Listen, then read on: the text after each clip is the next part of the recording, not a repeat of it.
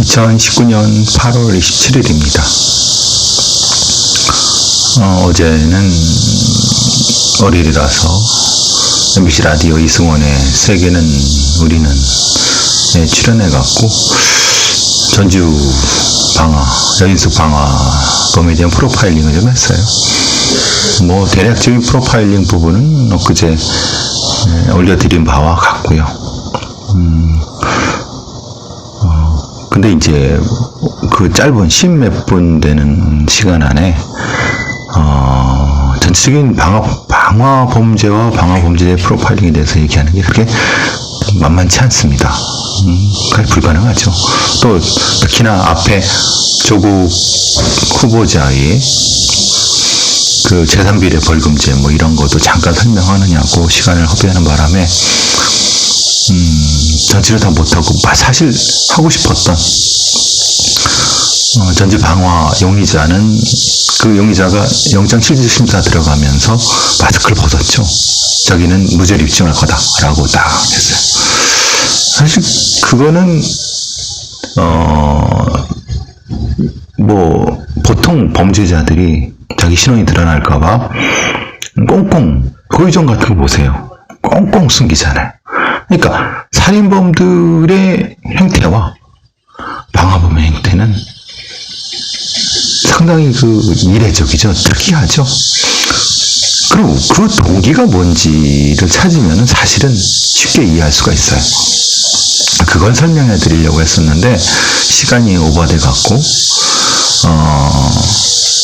방화를 저지르는 사람들은 사실은 이 방화는 경제적인 목적을, 경제적인 동기를 가지고 있는, 그러니까 저거를 불질러 갖고 내가 보험을 타먹겠다 이런 형태를 빼고는 대부분 방화는 연쇄방화 혹은 연쇄방화 형태 그리고 연속방화로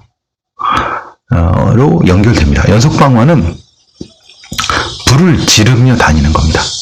제가 이제 현직에 있을 때 했던 사건 중에 남대문 서계동 연쇄방화. 네, 정확히는 연속방화죠. 근데 연쇄방화로 포괄적으로 넣습니다. 그러니까 이제 우리가 연속살인이면 스프리 머더라고 하는데 이것도 일종의 스프리 아슨이라고 할 수 있는 게 맞겠죠. 공덕동 노타리, 서울에 있는 공덕동 노타리에서 리어커를 끌고 쑥 움직이면서 특정한 형태의 쓰레기통이나 처마 밑에 그러니까 라이터로 불을 붙이고 도로 다니는 겁니다. 그 특별한 동선, 자기가 왔던 길, 갔던 길로, 그리고 평소에 생각했던 어떤 특정한 상황에 대해서 불을 지르. 그러니까 방화범은 그 동기에 따라서 대부분 연쇄방화 혹은 연속방화가 될 수밖에 없습니다. 근데 그렇다고 하면 왜 그러면 연쇄방화를 하느냐? 그러니까 한 번 지르고 난 다음에 어느 특정한 시간이 지난 다음에 쿨링 오프 피어리어드를 지난 다음에 또 지르냐라고 하는 것은 그의 동기, 즉 보통 이제 연쇄방화범 같은 경우는 특정한 형태의 내적인 스트레스, 내적인 욕구를 가장 먼저 추적을 합니다. 내적인 욕구라고 하면 내적 욕구가 없는 사람이 어디 있습니까만은 내적 욕구가 특정한 어떤 각성되는 거죠. 특성한 어떤 형태로 그 형태가 이제 불의 형태입니다. 물론 그 중간에는 내적인 스트레스를 내적인 스트레스가 성적인 스트레스로 일종의 하나로 모여지는 형태가 되는 거죠. 왜냐하면 보통 이런 경우는 성적 에너지로 퇴화되는 경우가 많기 때문에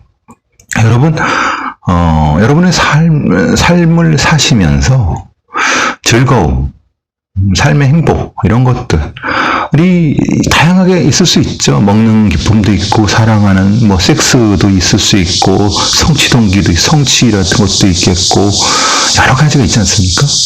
그런 것들이 부족한, 그런 것들을 얻기 힘든 어떤 이유 때문에서 그런 경우는 가장 쉽게 얻을 수 있는 성적인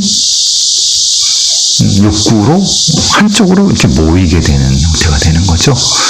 근데 그 성적인 욕구가 어떻게 쉽게 해결될 수 있느냐라고 하면 우리 사회 같은 경우가 아시다시피 뭐 성매매 공간도 분명히 존재하고 또 하나는 관음증, 몰카 같은 그리고 catcalling 같은 거라든가 그러니까 성적인 형태의 각성된 형태로 스트레스를 해소할 수 있고 그것으로서 자신의 다른 감각을 집중할 수 있는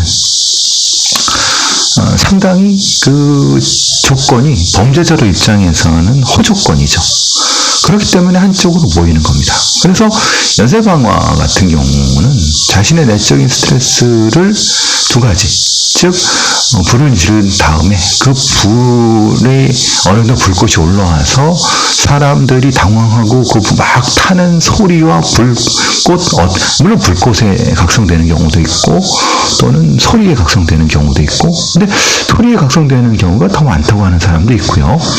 어떤 경우는 불꽃에 각성되는 경우 근데 그거는 전 종합적으로 합쳐졌다고 봅니다. 근데 소리가 더 비명 소리 이런 게 더 크니까 그것을 멀리서 그 멀리라고 하면 보통 한 0.5마일 1마일이 1.6km니까 한 1000m가 안 되는 형태가 되겠죠.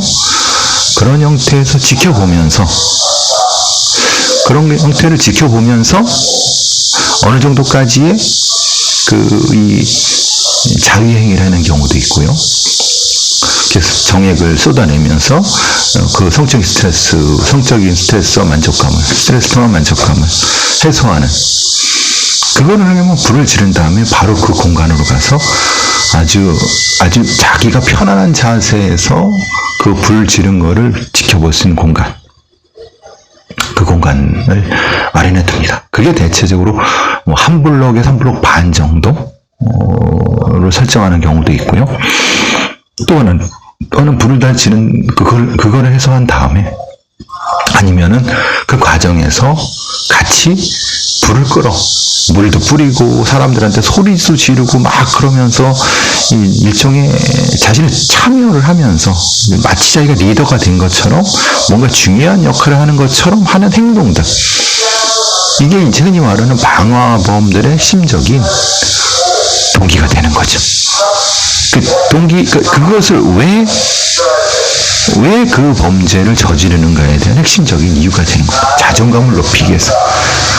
성적인 행위를 하면서 또는 같이 불을 끄는 참여하는 방식을 하면서 무엇인가를 얻는 그 되는 거거든요. 지금 조금 바깥에 시끄럽네. 조건이 안 좋은데 어쨌든 이건 어쩔 수 없죠. 따라서 이 사람이 그런 이유 때문에 굳이 자기가 마스크를 쓰고 숨길 이유가 없는 거예요. 그렇기 때문에 당연히 불을 지르고 자기가 도망가려고 하지도 않고 보통의 경우는 이 범죄지는 자기의 거주지로부터 아까 말씀드린 것처럼 걸어서 움직일 수 있거나 자전거 타고 움직일 수 있는 정도의 거리입니다. 그러니까 주변에 있는 거죠. 근데 아주 옆에 집은 아닌 겁니다. 그렇기 때문에 자기가 무엇인가 대단한 일을 했다고 생각하는 스스로의 만족감이 있는 상태고 또 하나 그 범죄 수사와 재판에 참여함으로써 자기가 이 어떤 사회적 행위에 참여했다고 하는 그런 자존감을 높일 수 있는 행위 그것이 이 범죄의 뚜렷한 동기이기 때문에 이 사람은 마스크를 쓰고 얼굴을 감출 이유가 없는 거죠. 그래서 보통은 이런 사람들, 이런 범죄는 절대 혼자 하지 다른 사람과 같이 하지 않습니다. 그리고 이런 경우는 보통 혼자 살거나 아니면 혼자 살지 않더라도 다른 사람과의 관계가 거의 절연된 상태라고 볼 수 있는 거죠. 그러니까 당연히 마스크를 당당히 벗고 난 무죄다. 난 입증할 거다. 이게 흔히 말하는 내가 재판 과정에 참여할 거다라고 하는 얘기예요. 실제로는 그 무죄다는 얘기가 사실은 자기가 범죄를 저질렀다는 거. 그러니까 범죄를 저질러서 사람이 죽고 그런 건 전혀 관계없습니다. 자기가 지금 지금 여기서 사람들이 둘러싸여갖고 뭔가를 짓거리고 떠들고 사람들이 지켜봐주고 하는 것 자체가 그 범죄의 목적이에요. 사실 이 범죄에 대한 이해도가 경찰이라든가 수사하는 사람들이나 재판하는 사람들도 이 범죄에 대한 이해가 떨어지는데 기자들이나 이런 사람들 얼마나 더 알겠습니까? 사실은 이 사람은 이전에도 방화 전력이 있죠. 사실은 그때는 못 느꼈을 그 쾌감을 그 범죄가 진행되고 재판이 진행되고 또 수감 생활이 되면서 그 짜릿함을 느꼈을 겁니다. 다시 와서 이제 또 작은 길 옆에 있는 쓰레기를 태우고 그래서 그거 누가 왜 불을 태웠는지 아줌마들이 비명 지르는 것 옆에 듣고 거기에 쾌감을 느끼고 돌아다니면서 불을 지르고 그러다가 이제 이 큰 상태가 큰 일을 저지른 거죠. 3명이나 죽게 되는. 그러니까 이건 전적으로 내적인 동기에 의한 범죄입니다.